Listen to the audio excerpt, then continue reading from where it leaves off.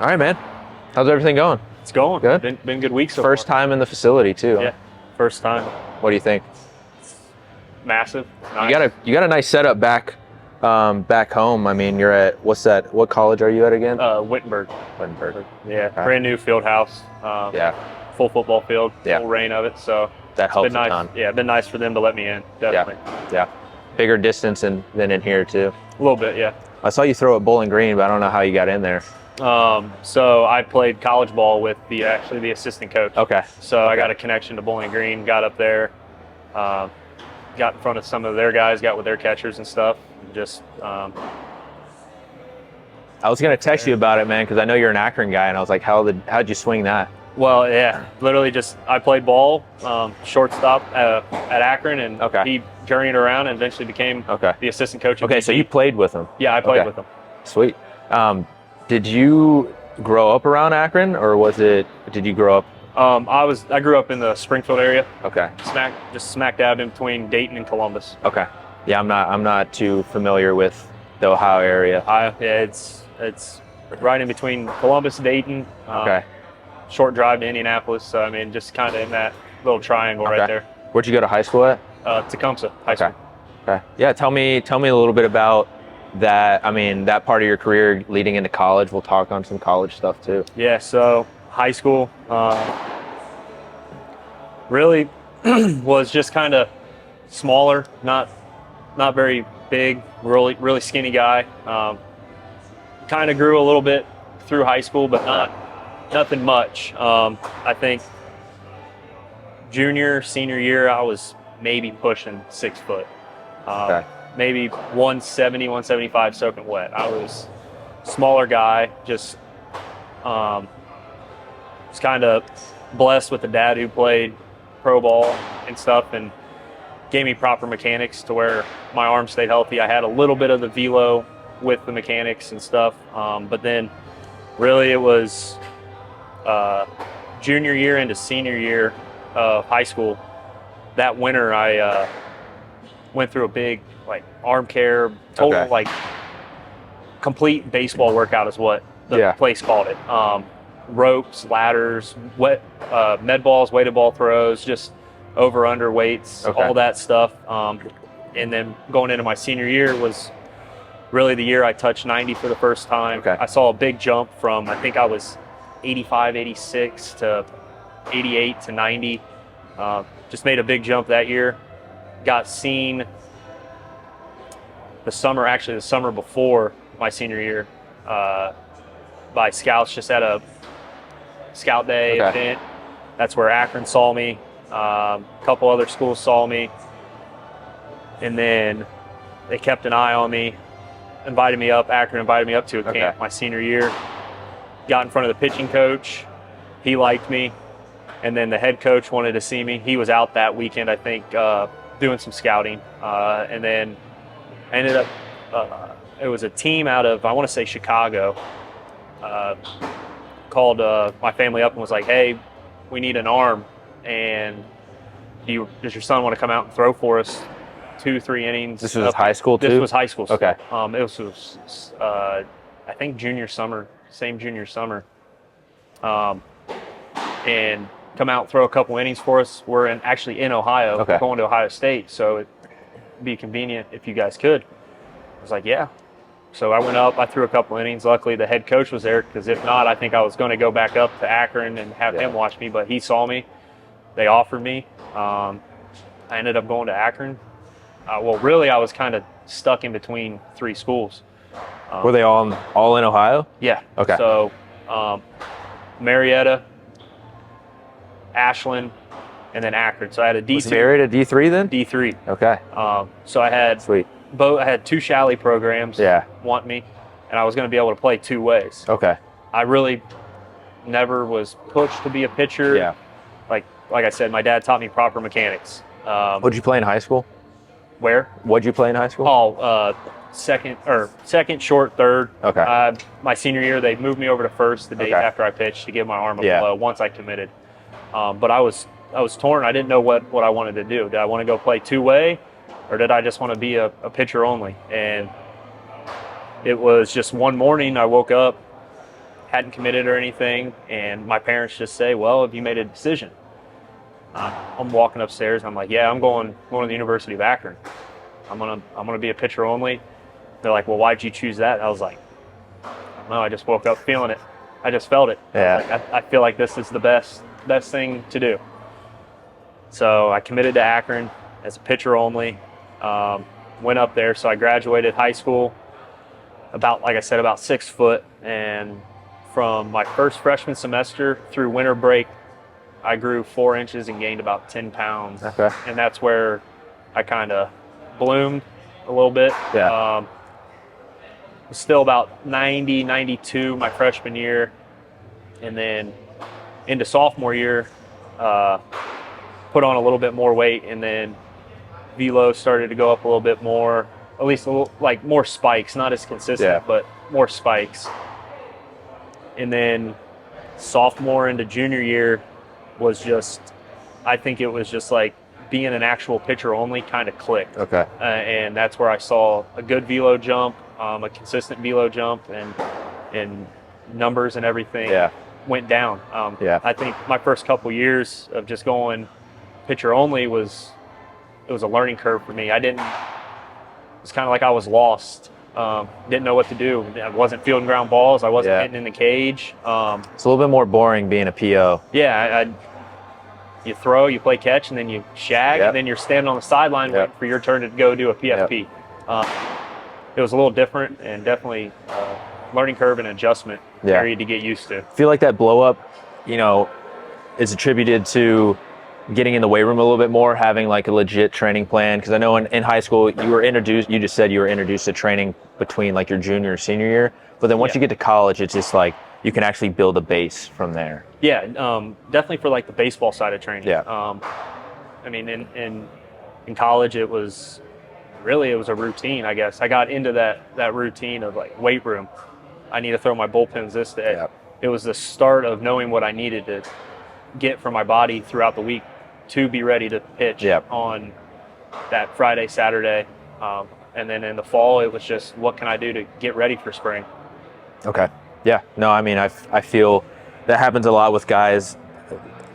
It's happening less and less now just because guys are getting into training earlier. Yeah. But I know when I was in high school too, it was like I think I picked up weights my senior year and that was it. And then once I got into college, it was like every year my velo would jump because of the weight room. Like I didn't really change mechanical stuff. It was just like learning my body a little bit more on the strength side of things, cleaned up some stuff. Yeah, 100%. I think it's just your body developing and just getting used to that new pattern and what it needs. I mean, I wouldn't say I was a weightlifter by any means in high school, but in college, it definitely was an eye opener of like, this is a real deal that can benefit. Definitely. Well, so what happened between your sophomore and junior year? So you got drafted your junior year, right? Yeah. Between your sophomore and junior year, I went back and looked at some numbers, and like the summer of going into your junior year, numbers changed, like stat wise. Like you became a guy who didn't give up any hits. You started striking out more guys, and then that led into your junior year. What exactly were you working on then, or like what exactly happened during that time? Really, it was just limiting the free passes. I was in college, or my first couple years, I walked a lot of guys. Okay. Summer ball was my freshman year was definitely a big experience. Getting to play down in Wilson, seeing some of these big time program players there. And what league was that? It was Lorain. You were playing for Lorain County, right? Well, my freshman year I was with Wilson. Okay. Lorain County was you had like a couple guys from Ohio State, Michigan, just more of your Big Ten. And then my freshman year when I was in Wilson, which was the Coastal Plains League, you were seeing a lot of the ACC, some of the SEC. Oh yeah, that league is stacked. So I definitely think going back to my freshman summer was a big learning curve of like, okay, and then sophomore summer was just like, okay, I need to limit walks. I need to go right after guys. I got the stuff and capable of throwing and getting these guys out. So it was more of a mindset of just going right after guys instead of trying to nitpick, be too fine. And I mean, I still run into that to today. I mean, I feel like a lot of pitchers can run into that a lot, just being too fine and walking guys. But I definitely think that going right after guys was a big change, and it carried over into the season, junior year season. Okay.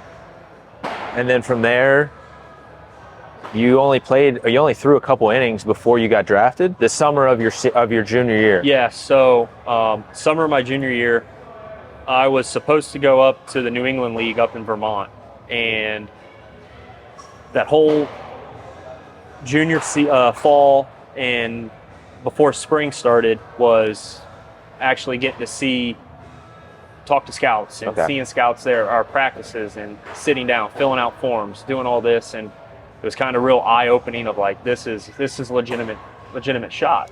And I called up the Vermont team and was just like, hey, like, I was just wanting to let you know that I'm going to be hanging back until draft. And then I was like, but I still want to throw just in case. Is there any way I could get released from the contract? Because I already signed the contract to go play for him. I asked them if I could get released from the contract and be able to play for another team, just to be able to get an innings in at a little bit. So they released me from my contract. I ended up signing with the local team in the same league that Lorraine was in. It's the was it Prospect League? Prospect League. Yeah. So I was in the Prospect League with Campion City Kings, and they ended up signing me to a short stint contract just so I could get some innings. I threw down in Chillicothe and stuff, and then I think I had one start, 3, maybe 4 innings, and then the draft came, and actually it was the day I got drafted, I was actually scheduled to throw for them. Okay. And I ended up saying, hey, like, yeah, I'm signing with them. I'm not gonna risk it and throw and jeopardize anything. So, what was that process like leading up to the draft? First time talking to that amount of scouts, thinking about, you still have a year of eligibility left too. So, like, what was your thought process going through that? It was just really leading up. Was like, it was definitely something I wanted to do. Like, as a little kid, it was my dream to play professional baseball. So, leading up to the draft, after the college season was over, it was, all right, a couple more showcases. I think after the MAC tournament, I ended up going to another showcase with other scouts and just trying to, I guess, put myself out there as much as possible, get as many eyes on me as much as possible. And then it was the week of the draft, and we watched the first day. Probably knew nothing was going to come then. And then day 2, my agent was like, yeah, this is probably going to be the day. Just have your phone ready. I'll be calling you. Just be ready. So we're sitting there, and day 2, the draft, it's just them talking and then saying, all right, this is who's drafted, this is who's drafted. So round 3, 4 happened. I think it was the Rockies called and was like, hey, like 5 or 6, that's where we're looking. Like, it's either this round or it's going to be the next round. So intermission happened. After that 5th round, they didn't take me. Well, during that intermission, somehow our Wi-Fi went out. So we're not able to watch the TV. We're not able to get on the computer or anything.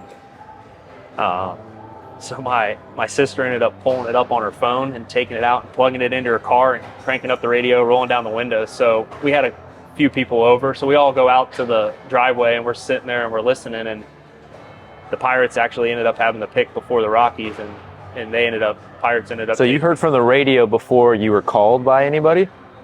Yeah. Okay. Through the radio before anybody told you, hey, they're going to take the agent called me and goes, hey, Pirates are probably going to take me. Okay. Well, we were like, okay, they're probably going to take me. Like, still unsure until you hear your name pop until up. we're on, because the Rockies said 5 or 6, and we were hoping that they would take 5. So he called me. He said that the Pirates were probably going to take me. And then, sure enough, it came across that they took me. We were listening to it through her car radio, and it was exciting, and everybody congratulating. Like, it was sick. It was definitely something you won't forget. That's awesome, man. Was there any thought of going back to school, or were you set in like, this is my chance to play pro ball, I'm going to take the first opportunity I get? I think to a certain extent, if I fell further down, I probably would have went back. But even knowing what I know now, like with Akron shutting down their program, if I would have known that, like I might have taken no matter what. I mean, you never know where you would land even transferring. So did they shut down the year after you left? The draft, the same year I got drafted. So drafted. 15. Yeah, they ended up shutting down a month after I got drafted. So 2.5 months into the summer. So you knew going into the draft, was there already rumors of that happening? We can cut this out too if we need to, but were there rumors of that happening? There was rumors every year. There was always that one rumor that's, you might get shut down. You might get shut down.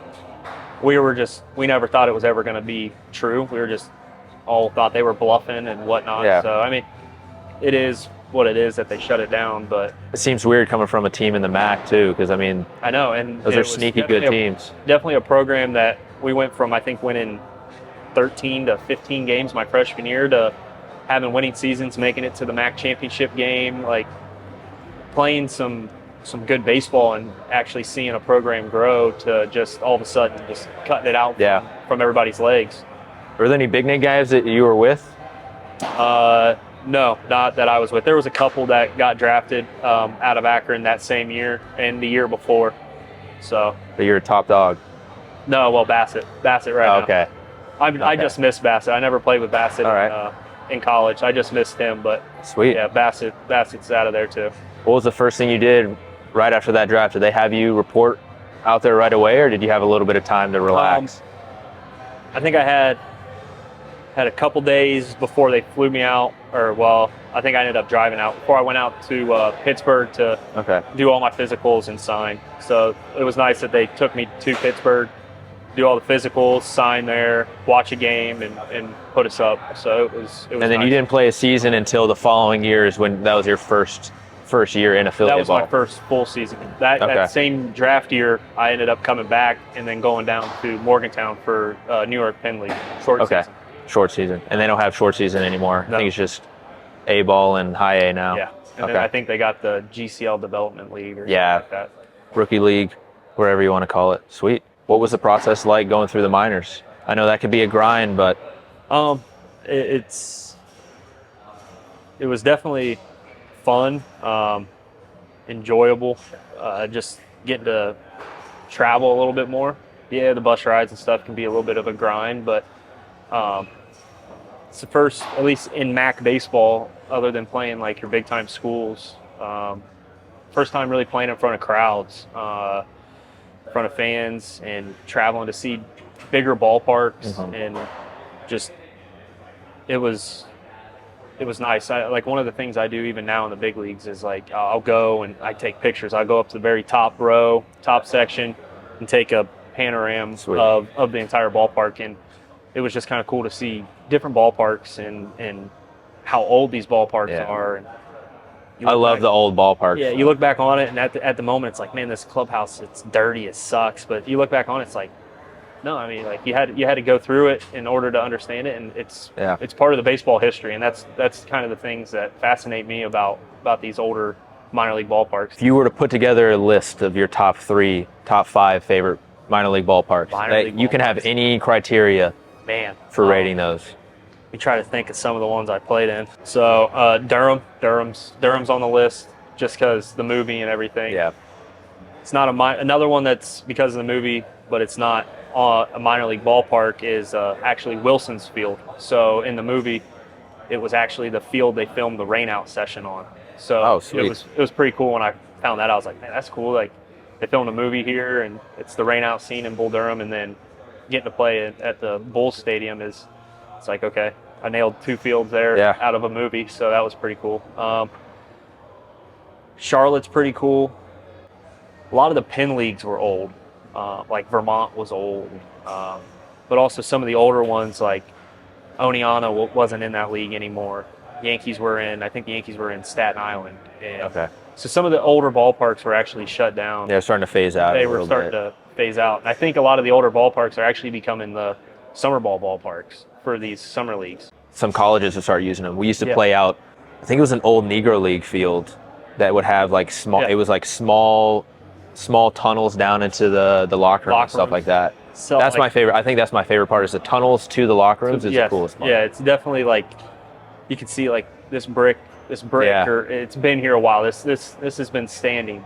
Another cool one, which was I think it was an old Negro League field in Indy. Now they turned it in, so where the grandstands were, they turned it into like apartments. Okay. And then now where the field is like the apartment, the outside of the apartments. It used to be the old, when Indy was, I think they were called the Clowns, the Indianapolis Clowns. A lot of those older ones are starting to be used for, like you said, college, high school summer, and stuff like that. So of all of the levels that you've been at, which of those stadiums, your home ballparks were your favorite? Top one is definitely Indy. Indy was definitely a nice ballpark to pitch in, for sure. So 2 years I was in Indy, it was before AAA started using the big league balls. It was like, man, this is nice. The ball doesn't go anywhere. And then they started using the big league balls, and then the ball started to fly in that ballpark. Oh yeah, watching a couple of Austin Bryce's games last year. Yeah, he would shoot me a text and be like, I don't know how that ball got out, man. It just sails. It goes. And then I'd say in High A, Bradenton and in Double A, Altoona are pretty close. Those two were, Altoona was great people and great fan base, and it was a very quiet, great ballpark. A lot of those towns are just built around those teams. Yeah, and it was cool. We had the roller coaster in right field and stuff. It was pretty cool just to be able to play like in a stadium like that, and just low-key, really nice field. Sweet. Take me through the progression through the minor leagues. I know there was a hiccup, towards the end of it. Who influenced you the most throughout that time? And I know some of your stuff changed throughout that time too. So I know people are going to want to see some of that. Really small world of baseball that we live in.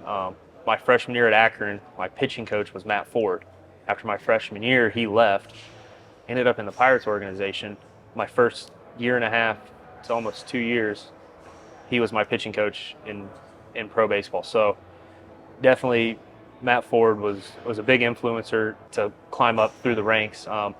Eventually, when I got called up and he was still in low A, I was continuing what we were working on. And then it got to a point to where I was really struggling in High A, and it was a lot of head whacking, trying to throw the ball harder, kind of getting out of my mechanics. And Scott Ellerton was just like, hey, just throw around your head. Like, just literally play catch and not move your head. Don't move your head. And after that, it was like, yeah, I like this. It kind of clicked. And then that's when the sinker became better, slider became better, curveball became better. Just wasn't using extra energy that I didn't need to use. And then after High A, I continued that adjustment, just throwing around my head. Got to Double A. Velo was fairly decent, 92, 94. This is 2017? Yeah, 2017. Okay. And then I ended up going down in 2017, I missed almost a full month. I ended up getting a pretty bad blister on the pad of my middle finger. Completely ripped the pad off, so I was down for like a month. Just throwing with a finger sleeve over, just playing catch, just working on continuing to throw around my head, and just focusing on my catch play aspect of what can I do to still get my work in and catch play, even though I'm not getting off the mound. And then that's where I realized, like, working on your stuff in catch play, it's more beneficial, because as a starter, you're only off the mound twice a week, 3 times, maybe lucky, 2 bullpens and a start. So there's not much time to work on stuff off the mound. So it's like you need to work on stuff in catch play. And that's where it really kind of helped me transition over when I was getting back onto the mound. And then when I came back from that, just from working on that, that's when I saw really nice velo jump. Was 94, 96, just going right after guys. And eventually I went out to the fall league and was out of the pen. And then that's when I was 97 up to 99, throwing out of the pen, still making sure I was focusing on throwing around my head, using my lower half. And 18, went back to Double A, continued that. Were you starting then as well? I was still starting, yeah. Continued that in Double A, was there for about a month and a half, went up to Triple A in 18. I was still good velo, and then towards the back end of the year, it was a little bit of a velo drop, just shortened off season after the fall league, and then right back into spring training, and felt like I was starting to get fatigued.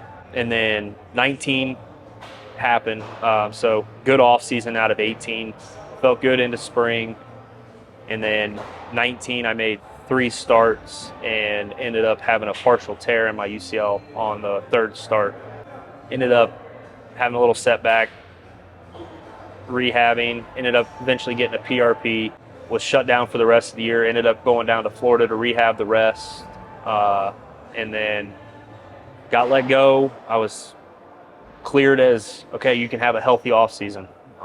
So I was able to throw, do a normal progression, bullpens, do all that. Of course, they still were checking in on me, making sure everything was going good. So 19, I had big league camp, and then got optioned and went to AAA. 2020, big league camp, got optioned out of big league camp in 2020, was down in minor league camp for 2 days, and then they shut us down for COVID. Luckily, I was able to stay down there because I was coming off a season where I was on the IL.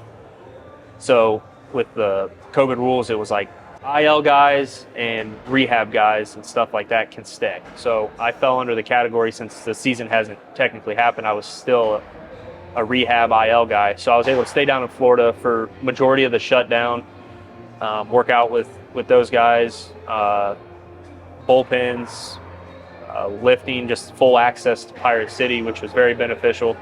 Went back home for 2 weeks because we caught wind that we were starting up. And I was like, hey, I need to move out of my apartment up there, up in Ohio. I need to move out. I was like, can I go for 2 weeks? And if something happens in 2 weeks, I'll meet you in Pittsburgh or meet you back down here. And I was up, I think, for 2 weeks. And it's like, hey, we're going to start back up camp. Can you get to Pittsburgh this Saturday or whatever? We're doing 2.0. Got, I guess you can call it a recall back to big league spring training 2.0. Going through there, thought I was doing really well just based off of what I was working on down there. With the expanded roster, I thought I had a good shot at making it. And then it was the day before we flew out. I think we opened in St. Louis. It was the day before we flew out. Shelton called me in and goes, hey, you made the team. Sweet. So that was exciting to hear. Made the team. Told me that I was going to start the season in the bullpen. How'd you feel about that? Just pretty much whatever you could do to get a... Yeah, I was in the big leagues. Yeah. Hadn't officially been in the big leagues yet. I was on a big league roster. Yeah. I was on the big league roster. I was like, you know what? I'm going to go out there and I'm just going to dominate when I pitch. Day 1 went by, opening day, didn't get the call. Day 2, didn't get it. I'm like, all right, I hope today.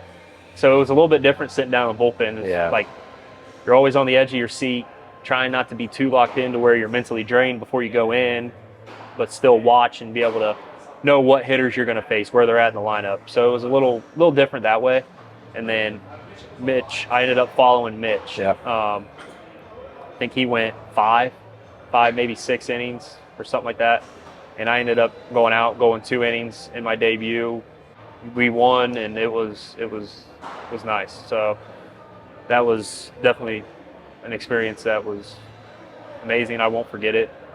First day in the big leagues, debut and everything. So you feel like being able to stay down at camp before the shutdown kind of helped you be a little bit more ready than a lot of those guys that were already kind of expecting to be on a big league roster, built up, and then had to, regress from there? Yeah, I definitely feel like even though there was a slight regression in where I was built up at, innings-wise and all that, it was still more beneficial because I was down, I was in warm weather, I was throwing outside on a dirt mound, where some guys might have been back up north in the cold weather there and back into February, early March. So I definitely feel like it was a little bit of an advantage just for me personally, like to be ready to go into 2.0 and be prepared to go into lives, face hitters, go multiple innings. I didn't know what my role was going to be in 2.0. I was starting in regular spring training. I didn't know if I was going to start there. I didn't know how it was going to work. So I was just trying to prepare myself as ready as much as I could. So I know a lot of what people are going to want to see is the pitch grips. Yeah. So, and mainly the slider. But I'll let you go through everything but the slider, and then we'll talk. Right before you go on the slider, I want to give you a couple numbers on your slider. Okay. Since you debuted. So traditional 4-seam, I don't throw it too much. I sprinkle it in. My 2-seam, I'm a little offset, kind of more of a 1-seam. Index finger on that left seam.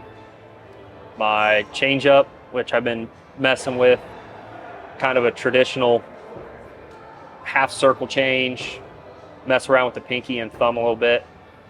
And then curveball, which New grip. So new grip, I'm going kind of on that 2-seam that I throw, but I'm on the underside with my middle finger. Just definitely more seam to rip with. Okay. So yeah, I know this is the first time you threw this. We just made this grip change this week. yeah. And my thought process, we talked about it throughout the season, but my thought process was the curveball you were currently using, you were a little bit more parallel with the lace. Yeah, I was trying to wrap that. Yeah, trying to get on the front of the ball. You would either cheat your slot or the ball would hop out of the hand, and it was pretty much staying on the same shape as your slider, because your slider is very gyro and it's going to drop straight down. And my thought process was, if we can get something to be a little bit more east and west to match the sinker, I think it'll be good. And that grip that I gave you I feel like that just aligns perfectly with your fingers and something you can just throw. You don't have to force anything. It definitely works. And just even with how I was throwing the curveball the other way, before we even were trying to get it to go a little bit more east and west, I was so stuck in my head that I wanted that traditional 12-6, just that bam, bam. Like, I always thought that was a really good looking pitch. It was beneficial, but also not a big 4-seam guy. I'm a sinker guy. So yeah, I completely agree with getting a little bit more sweep. And like you said, we changed it earlier this week, and it honestly felt more natural than my old grip.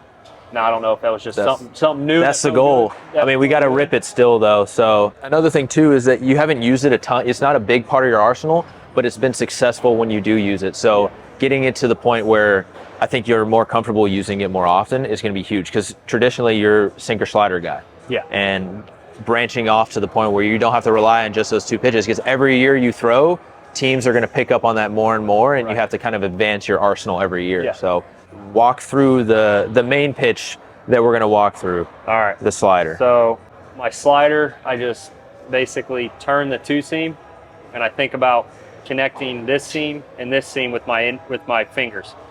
So this started off as a little modified cutter, and when I was in high school, it was just grip it like this, throw it like a fastball, the seams are going to allow it to cut. Well, the more I played around with it, the more I manipulated it, the harder I tried to throw it, I realized, like, this is turning into a really good slider. What year do you feel like you noticed? Because when I look back at your numbers, it still had it was a little verdy in 2016, 2017, and it started to really catch then.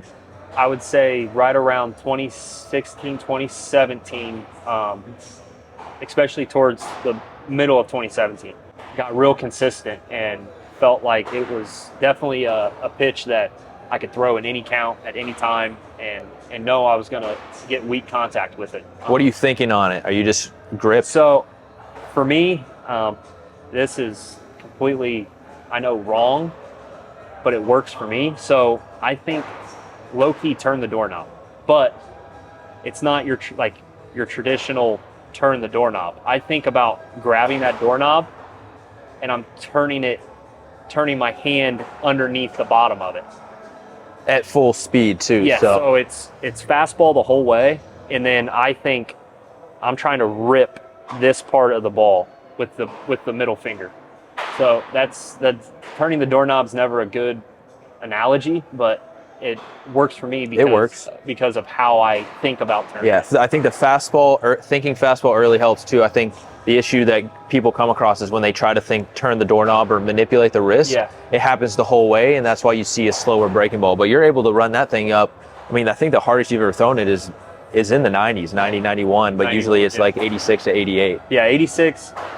My happy zone for it is about 87, 89. That's where I really want it to be. If it drops 86, 85, it becomes more of that BP fastball. And when it's harder, a little bit more contact, but it's weak contact off the end of the bat. But that happy zone for swing and miss is, I would say, 87, 89. Do you realize how good your slider is? Do you like know? I haven't dove. I'm sure you get visuals from guys like you can see when it's effective, but Yeah, I haven't dove deep into the numbers on it. I just like. I've ran some numbers on it.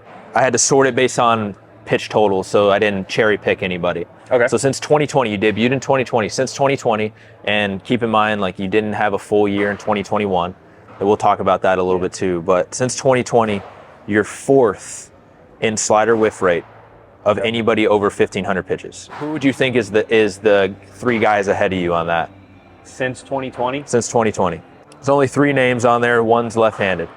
One's left. So Kershaw. No. He's on another list that I'll run through. Okay, so 3. Slider whiff rate. Is Hader the lefty? No. No. I don't think he's thrown enough. Hasn't thrown. No. Okay. I'll run you through it. Dylan Cease, Garrett Cole, Robbie Ray. Robbie Ray. Those are the only 3 guys that have a higher whiff rate since 2020. Okay. Since 2020, you're 3rd in slider chase rate. So being able to create those chases out of the zone is huge. Yeah. If you can get a guy to chase, typically you can get that whiff. The only 2 guys ahead of you there are Cole and Kershaw. It's the same total too, 1,500 sliders or more. I don't think people realize, like, that's a huge deal to be on that list with those names. Yeah. The numbers that you've put up the past 2-3 years might not be up to the standard that you're expecting, you know, since you've debuted, but having a slider at that caliber is I mean, phenomenal. Yeah, I mean, it's one of those pitches where it's something that I have complete confidence to fall back on, even with the sinker too. And just to be able to throw it and know that I can put it in that bottom left quadrant, arms or glove side, is something that I'm aware of and I'm confident in doing, and it's only helps me in in-game situations. But like you said earlier, to be able to develop a different pitch, like a curveball, to get off that slider, it puts a different pitch in the hitter's back of their mind, because they've seen me for 3 years now. So that slider now becomes something that, how can I not disguise it? I'm still going to use it primarily, but what can I use to help it even more? Yep. And in theory, it just makes that pitch even better. Yeah. Because you get guys kind of thinking of another pitch, and then they get the slider, which they already were going in trying to attack, and they're not prepared for it at that point. Right. So I think that's a huge thing. I want to get your thoughts on when you decided to take the next step in the training side, when you signed up with us and when we started working together. Because I know that was November 2021, I believe. Or yeah, 2021. So it was more of just, what can I do program-wise, mechanically-wise, strength-wise? And this was a talk between our bullpen coach, our pitching coach, and me. Message. Is it pronounced Message? Message. Okay, because I train his nephew. Okay. Yeah, Justin Message. Okay. We call him Mess. And then Oscar, and then me. We were literally just throwing ideas off each other. Yeah. Mess came up to me one day after catch play and goes, "Hey, like, do you see anybody in the off season for throwing or anything like that?" And I'm like, "No, I mean, we don't really have anybody in our area that is in that side of baseball. Like, yeah, we have guys that do pitching lessons and stuff to high schoolers and stuff like that, but a place like Tread that really dives deep into it, there's really nowhere up in the Midwest, or at least Ohio." And he's like, "Okay." And that he goes, "I think it'll be beneficial." I was like, "All right, like, I'll definitely consider it. Like, I'm up for it." And then we talked with Oscar a little bit about it, and that's where Clay Holmes came up, and it's like, "Hey, Clay went to these guys, and look, like, look what he was doing in spring. Look what he was doing." Because was Clay with you guys in 2020 during COVID shutdown? Yeah. I was watching him, like, Mess brought that back up, like, just like how Clay was doing it in the COVID shutdown, what he was working on and doing all that. Like, I think Tread might be the way for you. And, like, they threw the Tread idea out there. Was this discussed between, like, I know it was with the first guys that signed up, it was you, Bryce, Mitch, and then I think Dylan Peters were the 4 guys that we got from the Pirates. And this was something like, I didn't know that it came up later, but in the actual conversation of, to me, it was nothing really. It was just, hey, do you think this would benefit you? And then all of a sudden it was like, hey, like, I think this is going to benefit like our staff. Yeah. This is going to be beneficial for our pitchers. And we sat down and we even talked to our strength guys and our training staff and everything. And everybody was on board for like, yeah, go for it. Go through tread. Let them just be more in depth with you and diagnose and dive deep into what's going on. And honestly, it couldn't have been a better timing even going into this past season because we had the lockout. So I wasn't able to communicate with our pitching coaches at all. So I was still getting from you guys, I was getting your video back, your feedback back in depth, and just being able to get lives and all that during the lockout, just having communication with someone helping me on pitching was definitely beneficial. And it was, in my opinion, it was a big game changer. Yeah. That gap of time was a little tricky for a lot of guys, and us, being built from remote first is a huge asset. You didn't have to rely on being here to get that type of value right away. And now this is your first week here. We've already been able to make some solid progress. Again, it's not just about what we did the first offseason. No. It's like building off of each offseason, because you don't want to you don't want to become stagnant and just rely on what you already have, because there's always room to improve. And I think you knew that. That's why you're open to jumping into this, is you knew that there was spots for you to improve that. Yeah, and I think that's the first thing to be able to recognize is like, yeah, there's always something that I can get better at. What can I do? I mean, whether it's a slight grip change, whether it's a slight mechanical change, little arm action change, whatever it is. Like the first year that I was with you guys, you were spotted it right away. I wasn't bracing on my front leg. Like I was landing soft. I wasn't generating that energy I had on the backside into my front side. And I would have never found that out myself. All I knew is I was throwing strikes and I was getting guys out. Yeah, I mean, numbers weren't there, but I was still competing in the zone. I was getting guys out, but what can I do to get myself to go to the next level? And I saw that jump going into this past year, and I'm hoping this offseason into this year, we see another jump by just doing just slight little things. And I think the smaller movements that you changes a bigger picture. Definitely. It definitely helps a wider perspective of what's going to happen when that ball gets to the plate. Yeah, and once we figured out the front leg stuff, started to back chain a little bit and realized you were holding that heel a little long. Yeah. And you're actually a guy who's, I know it goes against some of the thought processes that you see in the baseball world, but it's drop into that knee and go. Yeah. You're leaving that heel early, and it's not something that benefited you to do. It was like sticking that heel. You were landing soft in the lead leg. You were holding on to a little bit too much lateral flexion. The slot was at one point really high, and then it slowly started to kind of creep back down to a good spot. Yeah, it was, in my opinion, it just got all kind of just twisted. It was stuff you didn't think you were doing to create it. Like I said, just by thinking, trying to keep that heel into the ground a little bit, I didn't realize how much extra stuff I was doing in order to keep that heel in the ground that I wasn't doing before.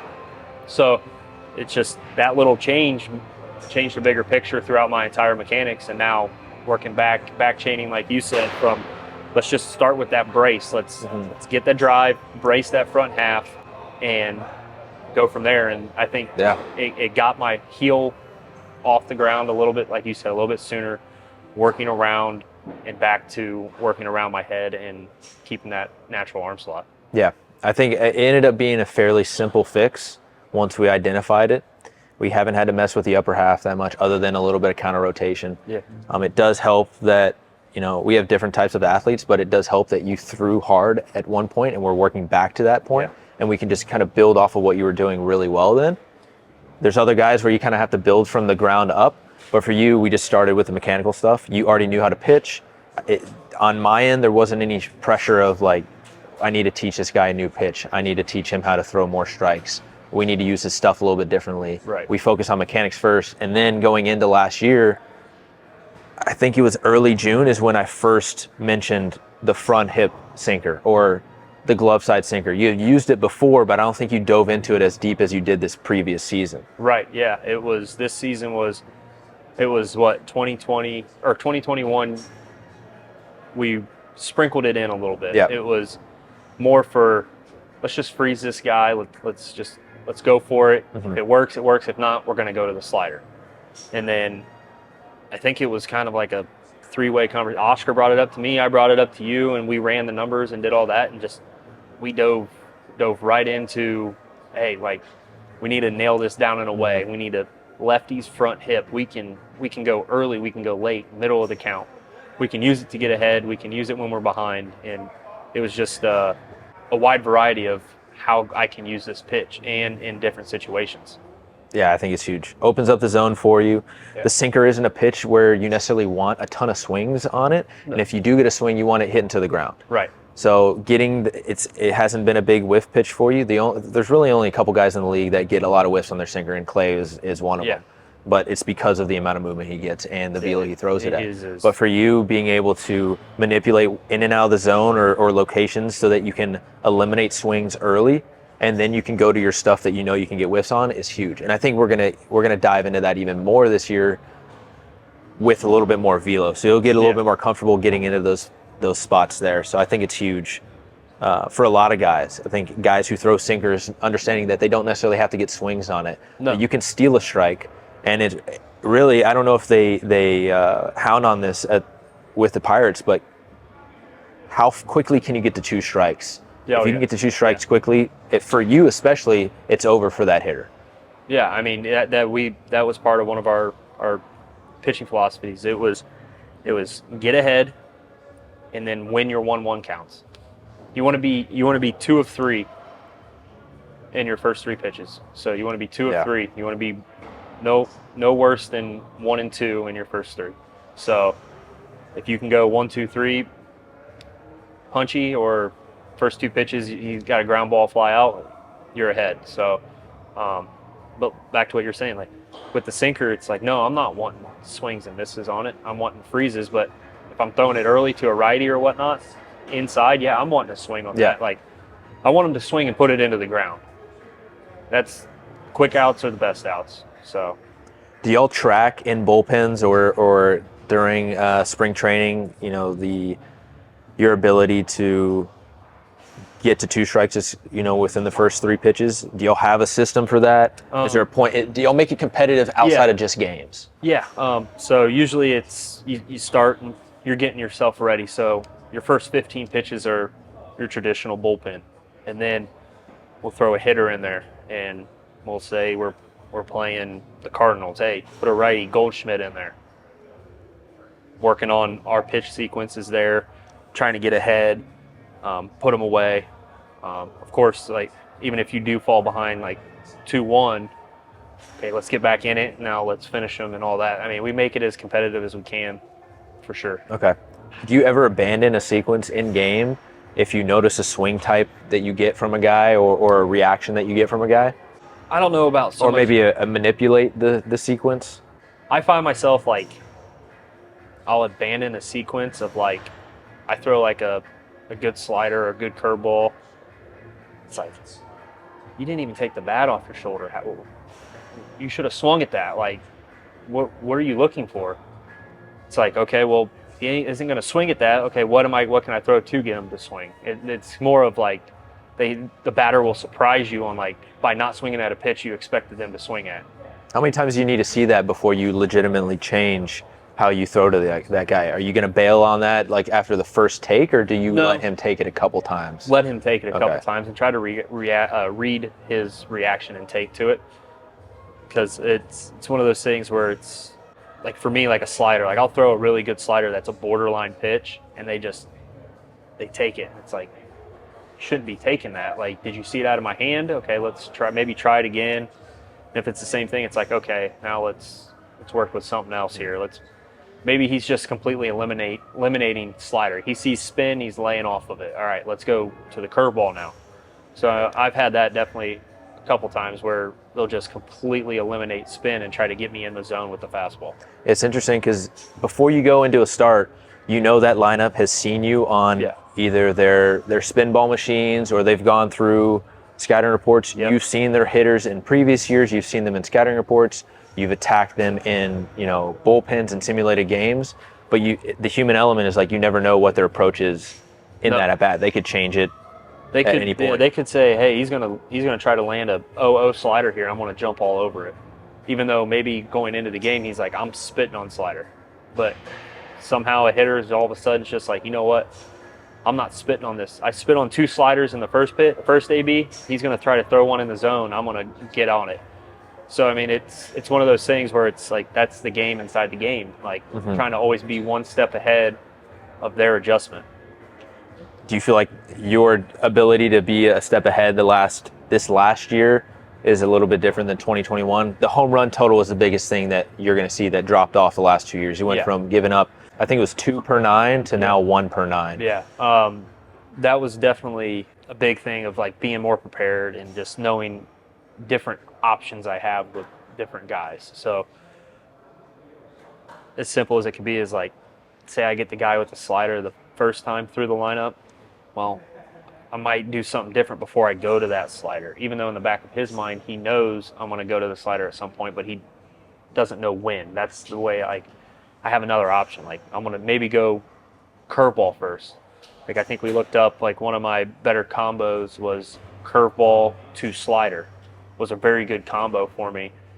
Because it was 2 different spins. Well, very similar spins, but 2 different velos. So curveball to slider was definitely different because it was something really slow, and then I threw something in the middle that looked like my fastball, so they're ready for that fastball.